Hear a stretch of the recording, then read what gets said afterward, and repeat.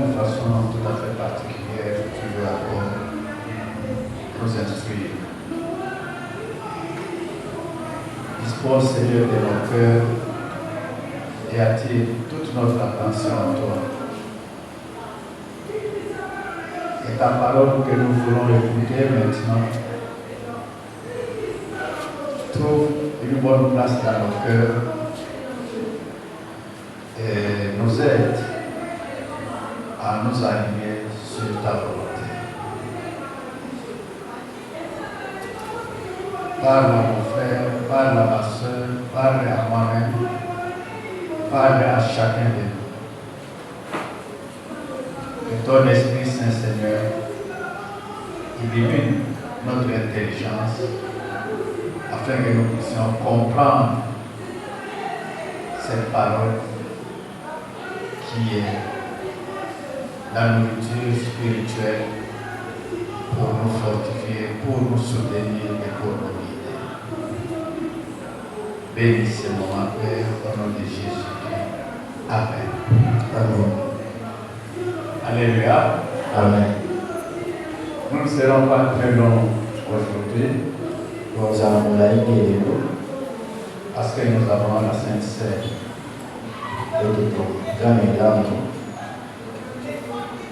Nous allons, si nous avons une bonne mémoire, nous avons vu le thème de ce mois de juin.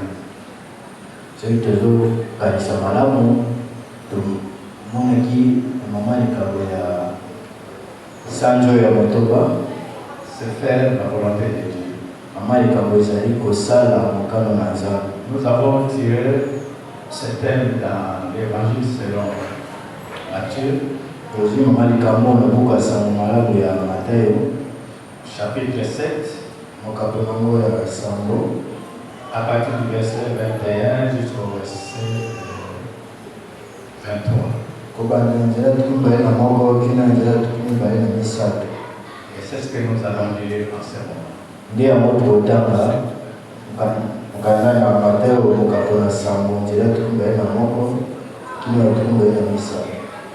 Par respect à l'égard du Seigneur, nous allons nous réunir.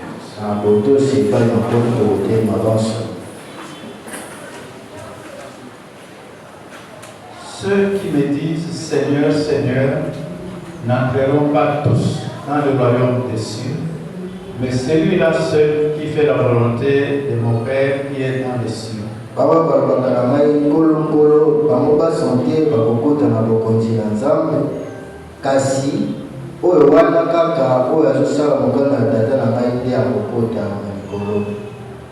Plusieurs me diront à ce jour-là, Seigneur, Seigneur, n'avons-nous pas prophétisé par ton nom? N'avons-nous pas chassé des démons par ton nom? Et n'avons-nous pas fait beaucoup de miracles par ton nom? Alors je leur dirai ouvertement, je ne vous ai jamais connu, retirez-vous de moi, vous qui commettez l'iniquité.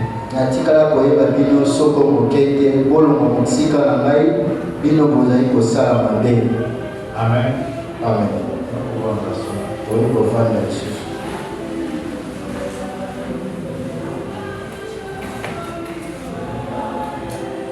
Jésus-Christ est en train de s'adresser à la foule des gens qui le suivent.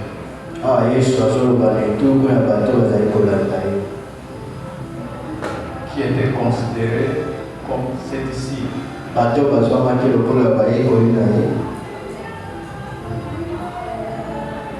Tous ces gens confessaient qu'ils appartenaient à Dieu.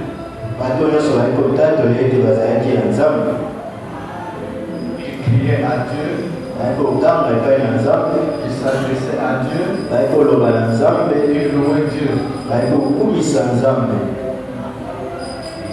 Mais Jésus ici, il les met tous en garde.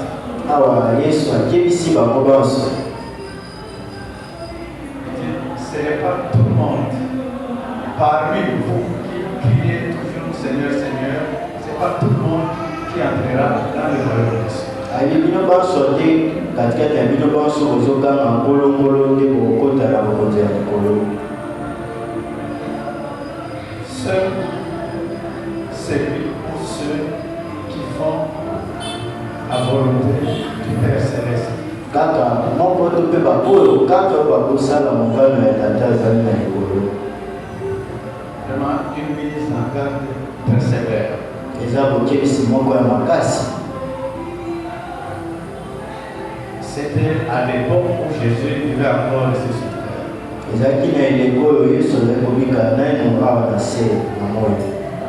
Partout où Jésus passait, Bisika nyonso Yesu azali il y koleka avait des foules de gens qui s'assemblaient pour écouter ce qui sortait de sa bouche. ezalaki na lituku ya bato bazali kosangana mpona koyoka ezali kolumba monoko na ye. C'était la parole de Dieu ezalaki liloba na Nzambe qui sortait avec sagesse.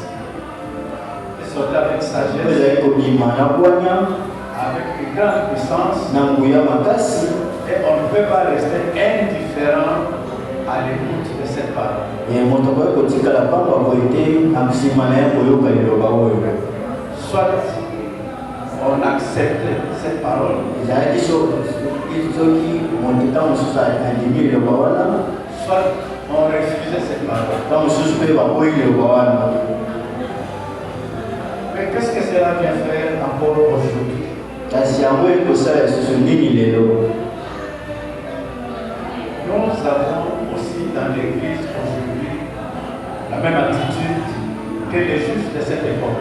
biso mpe lelo na eklizia tozwami kaka ndenge moko na bayuda eleko wana.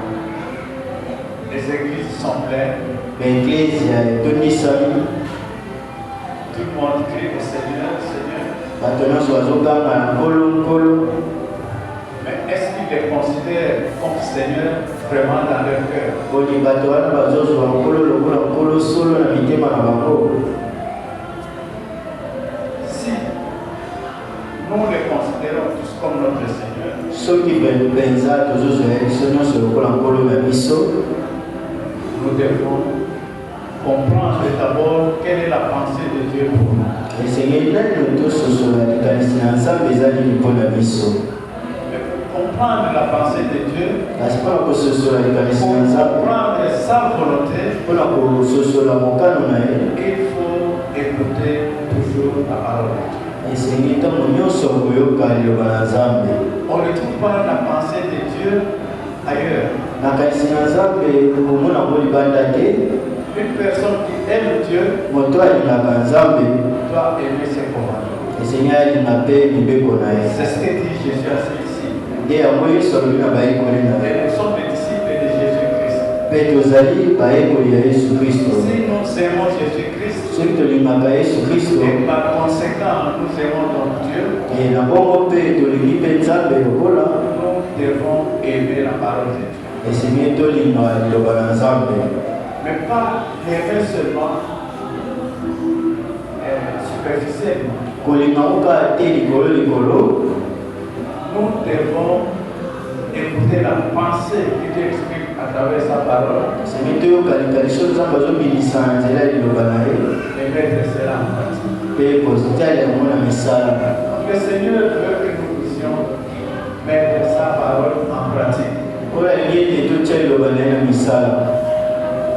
Nous devons commencer par aimer cette parole, esengeli tobanda na kolinga liloba oyo, écouter cette parole koyoka liloba oyo, et chercher à comprendre ce que dit le Seigneur à travers cette parole. mpe koluka kososola ko nkolo alobi na nzela ya liloba oyo. Si nous comprenons cela, soki tososoli yango, le mettre en pratique. nde kokoma kosalela yango. Dieu n'a pas besoin de voir des gens avoir une grande connaissance de la parole de Dieu, mais sans la mettre en pratique. Nzambe aza kosinga te ete bato bayemba liloba na Nzambe ebele kozanga ete batiango na misala. Dieu peut donner des dons différents, des divers dons à ses disciples. Nzambe akoki kopesa makambo kokesana na bayekoli na ye. Dans les prophéties, l'autorité de chasser les démons, de guérir les malades, de faire toutes sortes de miracles. Tu peux le donner à n'importe quel enfant de Dieu. Mais comment marchons-nous avec ce Dieu? Aujourd'hui, dans l'église de Dieu, beaucoup de personnes prennent Dieu comme leur grand-père, excusez-moi de le dire, comme leur grand-père.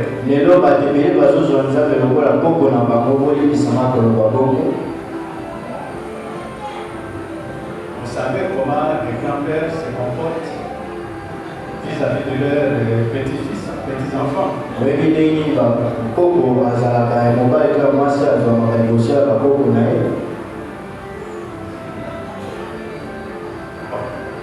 Je ne sais pas s'il faut dire qu'ils ne sont pas sévères avec leurs petits-enfants, mais ils s'amusent vraiment avec leurs petits-enfants.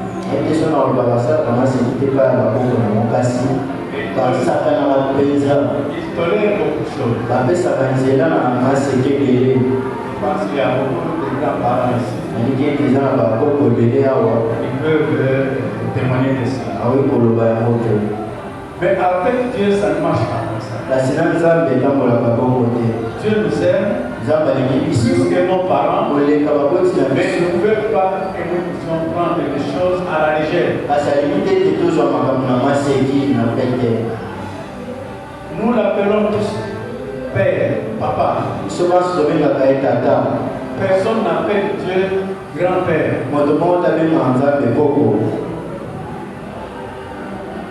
Nous les parents, nos enfants, nos petits-enfants, tous nous appelons Dieu Papa. Il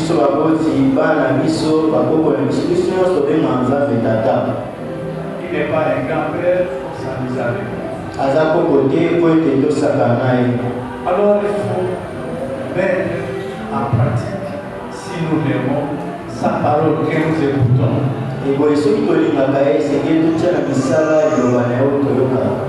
Si nous l'aimons vraiment, nous devons aimer aussi sa parole.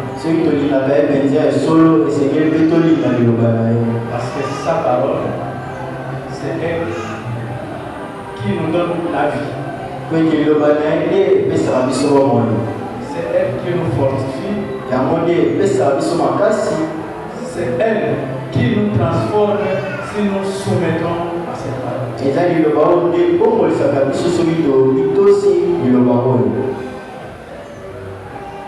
Si nous nous abandonnons entre les mains de Dieu, et si nous acceptons d'obéir à sa parole, il ne manquera pas des effets dans nos vies. Toute personne qui écoute la parole de Dieu et qui la met en pratique verra au fur et à mesure sa vie être transformée. Parce que la parole de Dieu, c'est une puissance.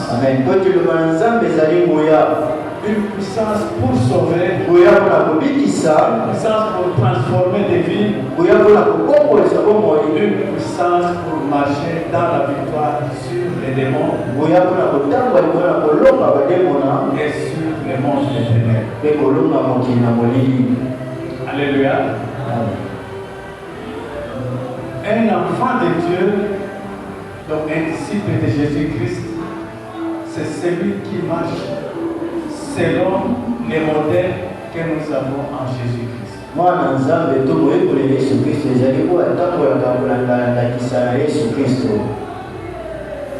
Mais aujourd'hui, il est malheureux de voir que les enfants de Dieu ne diffèrent pas de ceux qui sont restés encore dans le monde.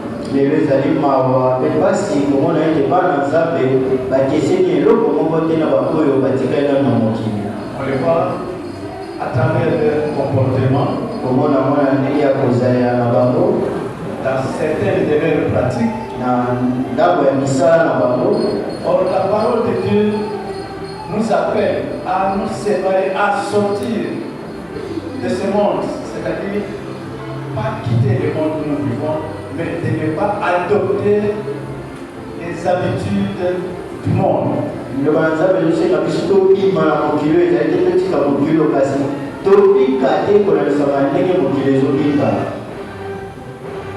C'est vrai qu'il y a un attrait formidable.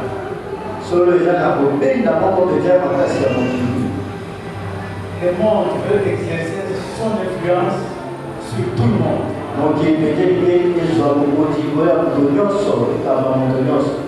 Mais un enfant de Dieu a quelque chose de différent par rapport à ceux qui ne sont pas encore, qui n'appartiennent pas encore à Jésus.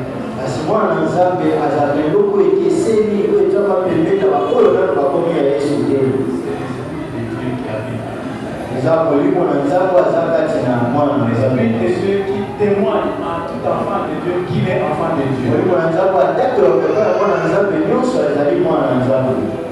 Et nous devons développer en nous ce que nous trouvons dans notre papa.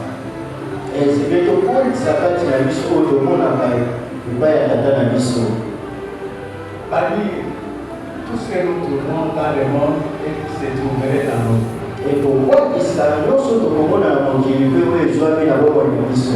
Pour marcher dans la victoire sur ces choses, nous devons nous laisser chaque jour entre les mains du Saint-Esprit pour nous conduire.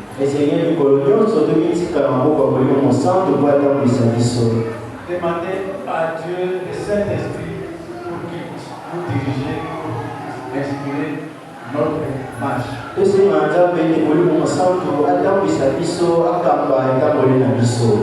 Demandez à Dieu la force pour vaincre le mal en nous. Demandez à Dieu la force pour résister au diable. Pour résister aux choses de ce monde. Donc aux choses qui s'opposent à Dieu. Alléluia. Amen. Jésus disait à ses disciples, je vous laisse dans le monde. Mais vous n'êtes pas du monde. Vous aurez des tribulations. Vous aurez toutes sortes de choses qui vont vous bousculer. Mais souvenez-vous que moi j'ai vaincu le monde. Et cette victoire, c'est notre victoire. Demandons-lui alors la force de vaincre ceux qui nous mènent la guerre pour que nous ne puissions pas vivre comme Dieu le veut.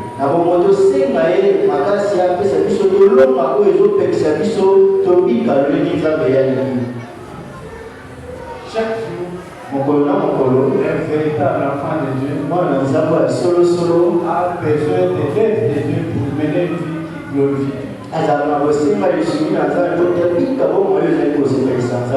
Sans son aide, quelle que soit votre bonne volonté, vous ne pouvez pas réussir. Il y a des gens qui mettent leur confiance ou qui disent que peut-être parce que Dieu m'a utilisé à faire beaucoup de miracles, et ça suffit comme ça.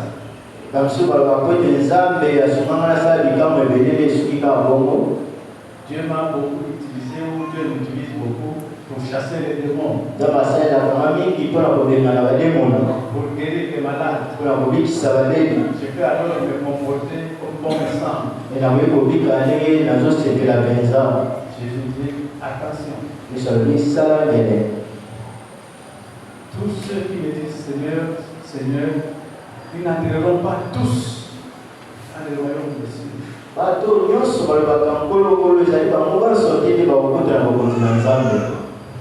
Seulement ceux qui obéissent à la parole de Dieu. On peut ne pas faire des miracles. Dieu peut ne pas t'utiliser d'une façon spectaculaire. Mais il sait comment tu marches devant lui. Il sait qu'est-ce qui se passe dans ton cœur. Bien-aimés, ne soyons pas de ceux-là que Jésus va rejeter à la fin de notre parcours.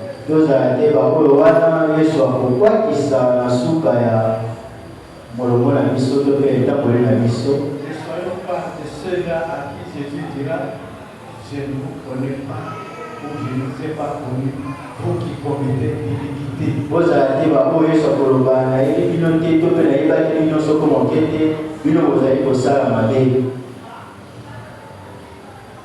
Cessez de vivre ou de pratiquer volontairement le péché dans votre vie.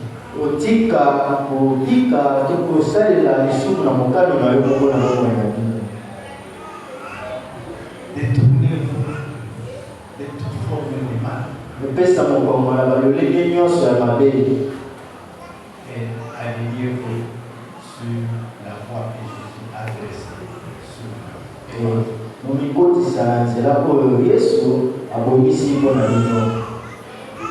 Pour que ce jour-là, quand le Seigneur reviendra, qu'il déclare comme un fidèle serviteur. Entre dans la gloire de ton Maître.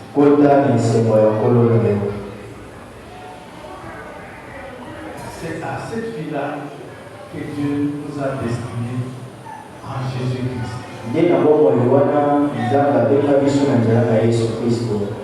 Alléluia. Amen. Que le Seigneur donne la force et nous rend capable de nous démarquer du monde. Amen. Amen. Et Dieu bénisse sa parole.